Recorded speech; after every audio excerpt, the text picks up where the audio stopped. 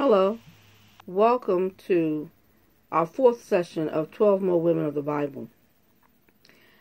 In the last 3 weeks, we have looked at the Proverbs 31 woman, the Judge Deborah, and the Shulamite woman. Today, we're going to be looking at Ruth. And in the book of Ruth, we meet up with Ruth after we meet up with first her mother-in-law, Naomi. Naomi and her husband Elimelech and their 2 sons came from Bethlehem, Judah, because of a famine, and they went to Moab to live where there was food. And upon arriving there, they eventually the 2 sons meet 2 women, and they marry of the Moabite women there. And Elimelech dies, and eventually the 2 sons died, leaving Naomi and the 2 daughters-in-law as widows.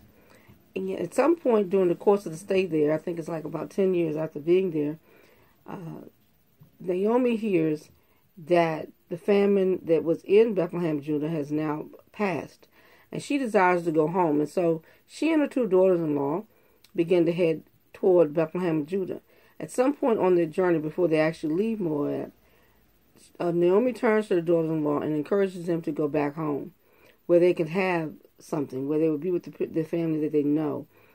And then both of the daughters-in-law says no, they want to go with her, but then she entreats them further and tries to encourage them to go back. And so, as a result, one daughter-in-law does return to Moab, to her mother's home, but Ruth decides to go along with Naomi.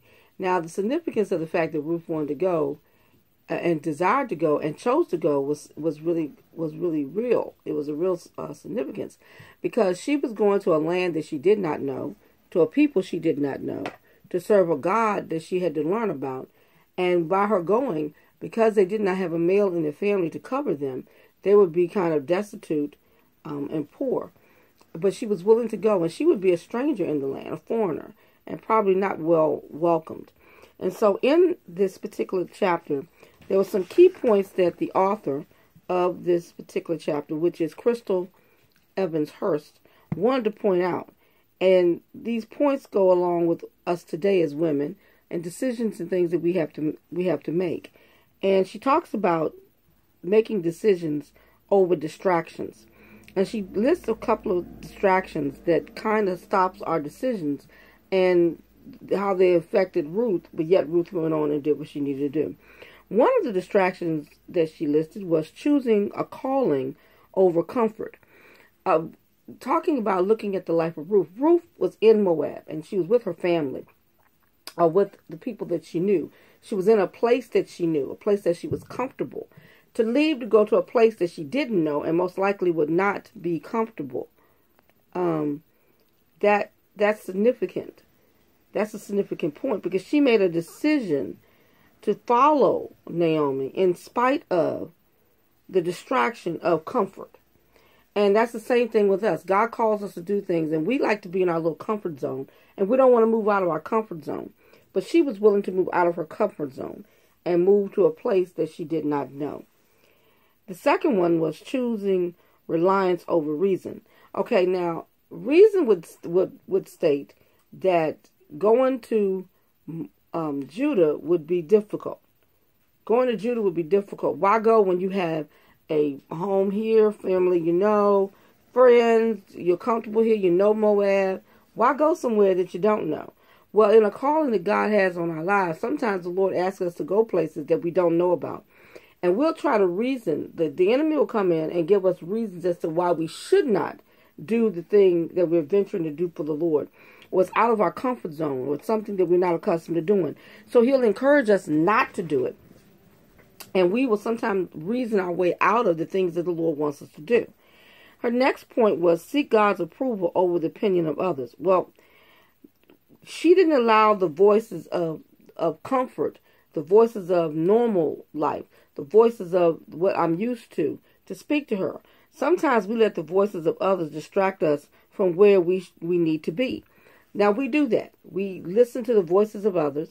People say, oh, that's not really for you, or I don't think that's a good idea for you, or I don't think that'll be prosperous for you. And we will listen to them, and instead of us doing what we know God has given us to do, or the anointing or the calling that he's placed on our lives, sometimes we have to step out of that little comfort zone. And as we start to step out of the comfort zone, as we we rely upon the Lord versus relying upon our reasoning, then the distraction of others will come in and say, are you sure this is what God wants you to do? Do you think you should take this walk of faith? It might be easier if you just stayed here. And sometimes the Lord is telling us to launch out into the deep. That we got to launch out into the deep. That brings us to the next point that she wanted us to look at, which is decisions lead to destiny.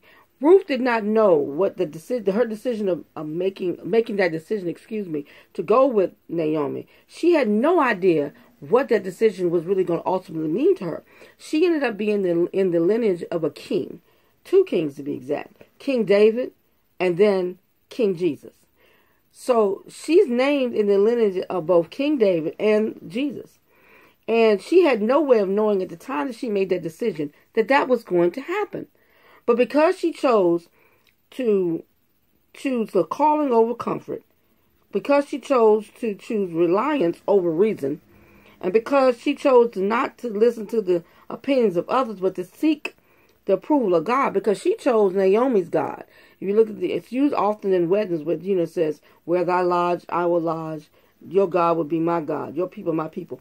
She made a choice to choose the God of Naomi. So because she chose to do all of that, the decision that she had made led to destiny, as it does with us. If we would choose to do what God wants us to do, we don't know what ultimate effects it will have on other things. Being obedient to God and choosing His will is much more important than listening to the voices of others. So that's what she talked about this week, looking at the life of Ruth. I encourage you to read the book of Ruth, and then not only that, but we're going to be looking at the small group study and video discussion questions that are located in the chapter. I'm going to put them up and post them here on the blog and on my blog, and as well as in the Facebook group. You can answer either on the blog or respond in the group. There's also the personal study session that I encourage you to work through and do in between the sessions. It's very interesting. I've been working on those myself, and it's a very good thing. And if you would like to share some of that, we'd appreciate it. I want to thank you for your time and your participation in the 12 More Women of the Bible study session for our summer. You all have a wonderful and wonderful week. See you next week. Bye.